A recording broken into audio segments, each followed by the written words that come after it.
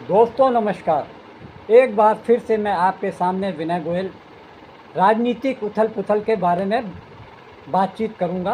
यानी अपने अनुभव और अनुमान के अनुसार राजनीतिक जो उठापटक चल रही है उस पर आपको बताना चाहता हूँ। दोस्तों, सबसे पहली बात, भाजपा पिछले 10 सालों से इस कदर जीत की आदी हो चुकी है कि उसको हार बर्दाश्त होती नहीं दिखती।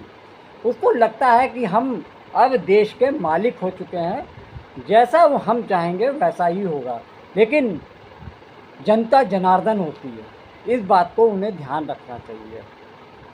पिछले 10 साल तक उन्होंने जैसा चाहा वैसे देश को हाँका, जिस तरीके से विपक्ष को कुचलने की कोशिश की, उनको मौका न देते हुए पूरे देश में एक संदेश दिया कि सिर्फ भाजपा का ही शासन रहेगा। अगर किसी प्रदेश में भाजपा की सरकार नहीं है तो वहाँ पर वो येन केन प्रकार, चाहे एजेंसी का इस्तेमाल करना पड़े, चाहे इलेक्शन कमीशन का इस्तेमाल करना पड़े, चाहे आईटी हो, ईडी हो या सीबीआई, उन सब के जरिए गैर भाजपा सरकारों को गिरवाने की उनको महारत हासिल हो गई है। लेकिन अब आजकल जो चर्चा चल रही है, चर्चा इस बात की है कि हरियाणा में जिस तरह का राजनीतिक माहौल चल रहा है उससे साफ दिख रहा है कि भाजपा को वहाँ भारी नुकसान होता दिख रहा है। वहाँ जब से विधायकों के लिए टिकट की लिस्ट जारी हुई है तब से वहाँ भूचाल आया हुआ है। भाजपा में भगदड़ मची हुई है कि पुराने दिग्गज नेताओं और मंत्रियों ने अपने अपने पदों से इस्तीफा दे दिया है। अब भाजपा इस मामले को निपटने के लिए अपनी कूटनीति के लिए फेमस है, उसने वही करना शुरू कर दिया है। और सबसे बड़ी बात तो ये है कि जब से भाजपा हरियाणा में अपने आप को संकट में देख रही है तब से उसने अपने तर्कश से वो तीर निकालने शुरू कर दिए हैं जिसके लिए वो फेमस है, वो कुख्यात है कि भाजपा इस स्तर पर गिर सकती है कि वो किसी का भी चरित्र हनन करने में पीछे नहीं होती है। अब मैं बात कर रहा हूँ जब से कांग्रेस में देश दुनिया की नामचीन महिला खिलाड़ी विनेश फोगाट और बजरंग पूनिया ने कांग्रेस ज्वाइन किया है, तब से उनका आईटी सेल, बीजेपी के नेता और मंत्री इन दोनों खिलाड़ियों के पर पर्सनल अटैक करते जा रहे हैं। यहाँ तक कि जिस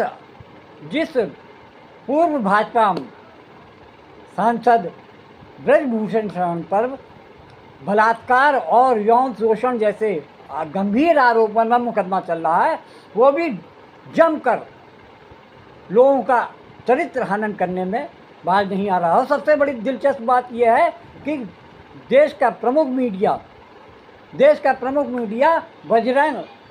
ब्रजभूषण शरण के इंटरव्यू को प्रमुखता से प्रसारित कर रहा है। यानी एक तरफ भाजपा का आईटी सेल, दूसरी तरफ गोदी मीडिया जिस तरीके से उनके दिए गए बयानों को दिन रात चला रहा है, उससे साफ जाहिर हो रहा है कि भाजपा के शीर्ष नेतृत्व से ये अनुमति दी गई है या कहा गया है कि आप दिन भर ऐसे वीडियो को चलाइए जिससे कि जनता में भ्रम फैले।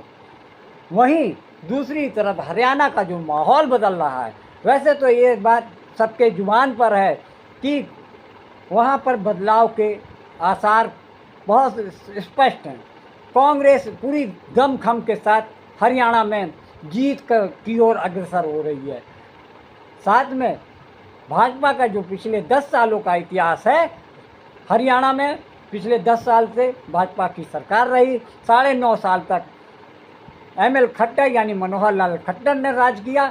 वहीं लोकसभा चुनाव के पहले भाजपा ने सीएम एमएल खट्टर को वापस लेते हुए, उनको हटाते हुए वहाँ दलित सांसद भाजपा के नायब सिंह सैनी को अपना प्रदेश का मुखिया बना दिया।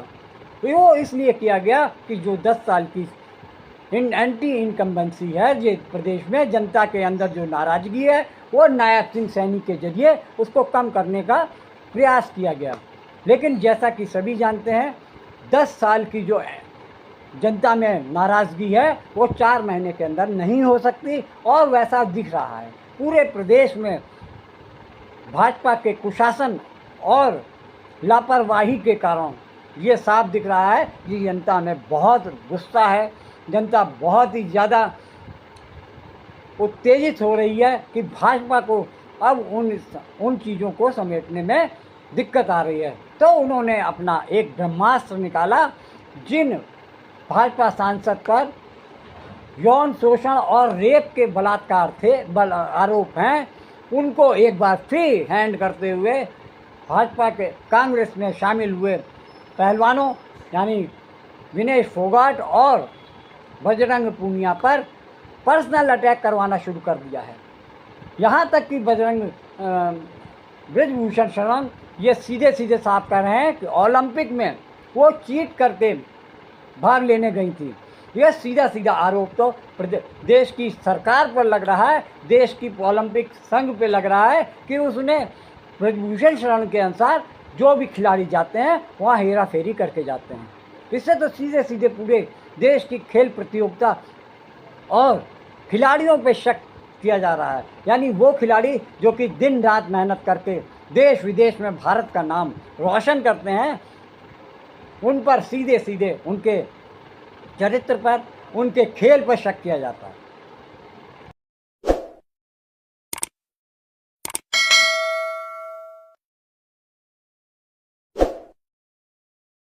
कि बेटियों का गुनाहगार मैं नहीं हूं, बेटियों के सम्मान का कोई अगर गुनाहगार है तो बजरंग है, दिनेश है, ये आंदोलनकारी है और जो स्क्रिप्ट लिखा भूपेंद्र हुड्डा ने ये जिम्मेदार है, मैं जिम्मेदार नहीं हूं। अगर बीजेपी आपको प्रचार के लिए वहां भेजे तो आप जाएंगे, प्रचार करेंगे?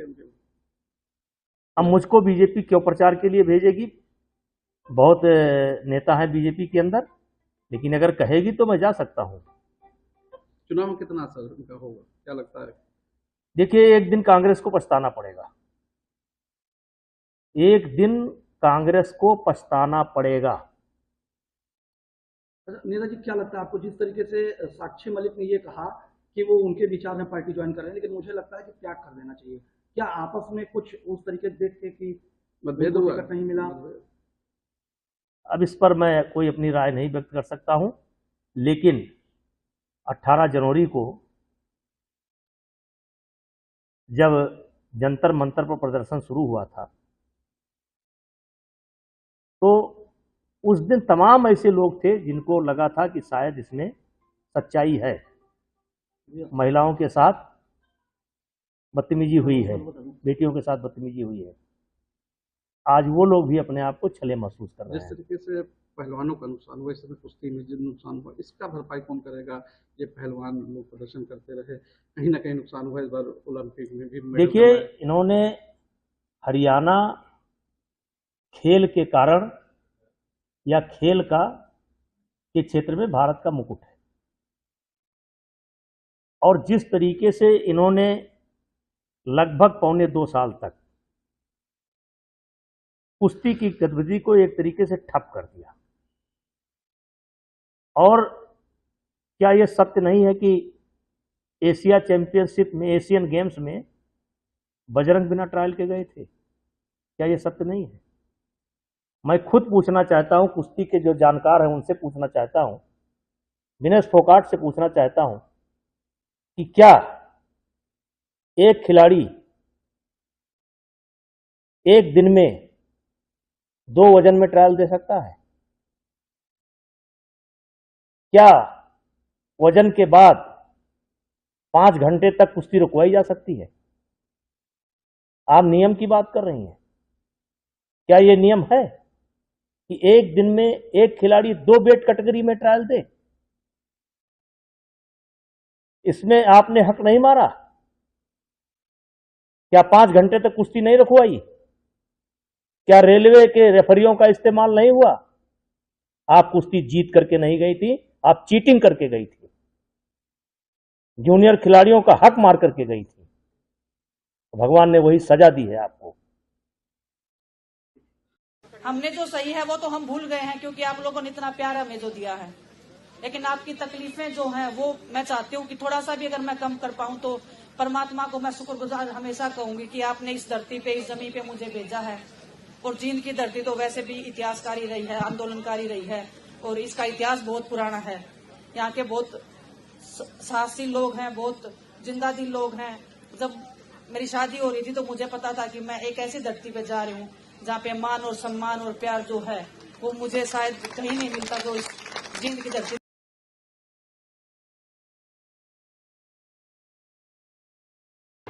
अब हम एक बार पूर्व भाजपा सांसद ब्रजभूषण शरण सिंह के बारे में, बैकग्राउंड के बारे में चर्चा करेंगे। ब्रजभूषण शरण सिंह पूर्वांचल यानी गोंडा, अयोध्या, बनारस, बहराइच, कैसरगंज यानी आसपास के 5-6 जिलों में उनका बहुत अच्छा प्रभाव है। यानी पिछले 5 बार से वो इस इलाके से सांसद चुनकर आ रहे हैं। इसके साथ ही ये भी सब लोग जानते हैं कि वो एक बाहुबली हैं, माफिया हैं। पैसे से लेकर वो हर तरीके की दबंगई करने में जाने जाते हैं। यहाँ तक कि उनके खिलाफ में कम से कम 40 मामले पेंडिंग पड़े हुए हैं। यहाँ तक कि उन्होंने कैमरे पे ये भी कबूल किया है कि उन्होंने एक मर्डर भी किया। इसके बावजूद 20-25 साल का जो उनका कैरियर रहा है, किसी भी सरकार में, चाहे वहाँ पे भाजपा की सरकार रही हो, चाहे वहाँ समाजवादी पार्टी की सरकार रही हो, चाहे वहाँ मायावती की सरकार रही हो, किसी ने भी उनके ऊपर आंच नहीं आने दी है। ये मान लीजिए कि राजनेता कभी किसी का दुश्मन नहीं हो सकता हमेशा के लिए, और कभी किसी से का दोस्त नहीं रह सकता। अखिलेश यादव की सरकार में भी ब्रजभूषण पे कोई आंच नहीं आई। वहीं भाजपा ने भी उसी परंपरा को साथ देते हुए, आगे बढ़ाते हुए कभी भी उनके खिलाफ में कोई एक्शन नहीं लिया। पिछले 7 साल की जो सरकार रही भाजपा की, योगी आदित्यनाथ की सरकार रही, ये सरकार ने उनके खिलाफ में कोई एक्शन नहीं लिया। ये बात दूसरी है कि ब्रजभूषण शरण सिंह और योगी आदित्यनाथ के बीच में 36 का आंकड़ा है। ब्रजभूषण शरण सिंह हमेशा योगी सरकार और योगी के खिलाफ में बयानबाजी देते रहे हैं। बावजूद इसके प्रदेश की पुलिस ने कभी भी ब्रजभूषण शरण सिंह के ऊपर कार्रवाई करने की हिम्मत नहीं जुटाई है। अब हम बात कर रहे हैं कि क्या क्या और क्यों ब्रजभूषण शरण सिंह के प्रति नरमी क्यों बढ़ती जा रही है। उसका सीधा कारण है कि 5-6 जिले में जहां वहां पर ब्रजभूषण शरण सिंह का बहुत ही दबदबा है, चाहे वो बाहुबल से हो, चाहे धनबल से हो, चाहे दबंगई से हो, वहाँ पे सीधे सीधे एक ही नाम का दबदबा रहता है, वो है ब्रजभूषण शरण सिंह। पिछले 2 साल से सरकार के ऊपर इतना दबाव बनाया गया कि वो ब्रजभूषण शरण सिंह के खिलाफ में कोई एक्शन ले, लेकिन सरकार, केंद्र सरकार और उत्तर प्रदेश सरकार ने कोई भी बात सुनने से इनकार कर दिया। केंद्र सरकार ने पिछले 2 साल से उनके ऊपर कोई भी एक्शन नहीं लिया, जबकि 2 साल से ये प्रकरण चल रहा है कि ओलंपिक पद विजेता खिलाड़ी साक्षी मलिक, विनेश फोगाट, बजरंग पूनिया जैसे करीब 3 दर्जन खिलाड़ियों ने देश की राजधानी दिल्ली के जंतर मंतर पर धरना प्रदर्शन किया। बावजूद इसके सरकार के कान में जूं नहीं रेंगी।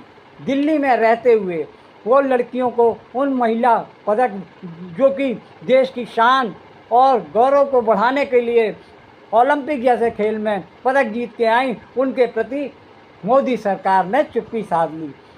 आधा किलोमीटर दूर पर ये महिला पहलवान और ओलंपिक पदक विजेता धरना प्रदर्शन करती रही। दिल्ली पुलिस उन्हें रौंदती रही, उनको बालों से पकड़ के घसीटती रही। उसके बावजूद देश के प्रधानमंत्री या अमित शाह ने, गृह मंत्री ने कोई भी संवेदना जाहिर नहीं की।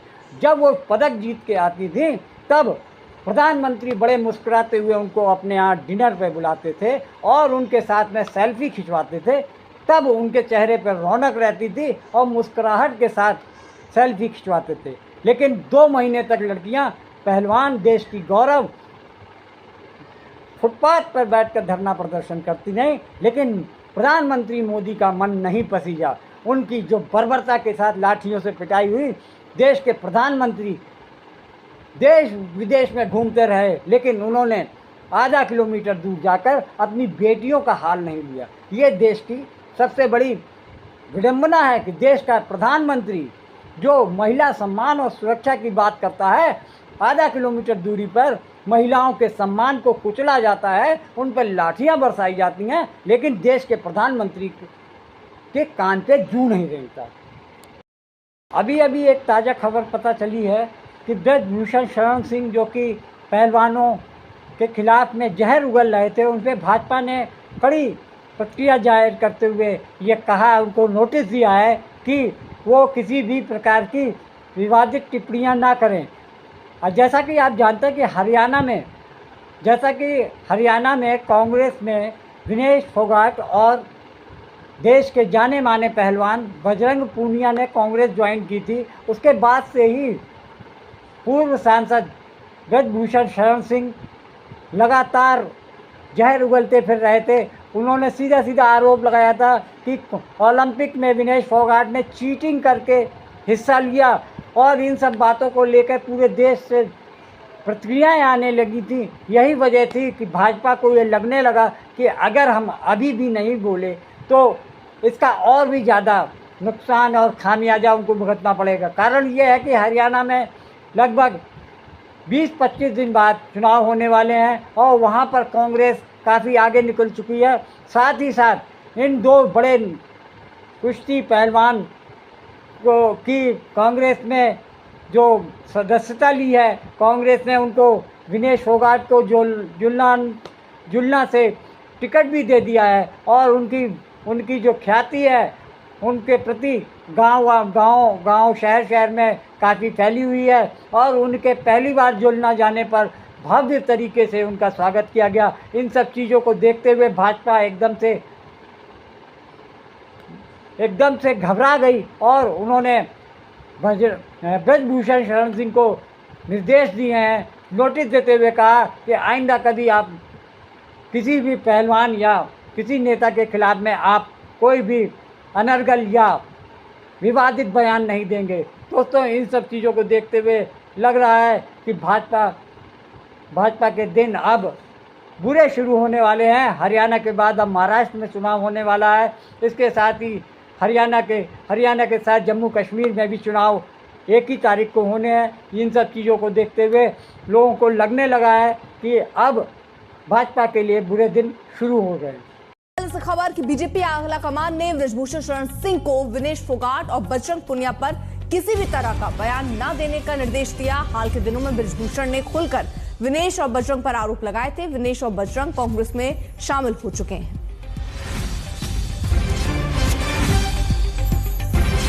सीधे तौर पर ये निर्देश, ये हिदायत दी गई है ब्रजभूषण को कि बीजेपी आलाकमान की तरफ से कि विनेश और बजरंग पर किसी तरीके की बयानबाजियां ना करें।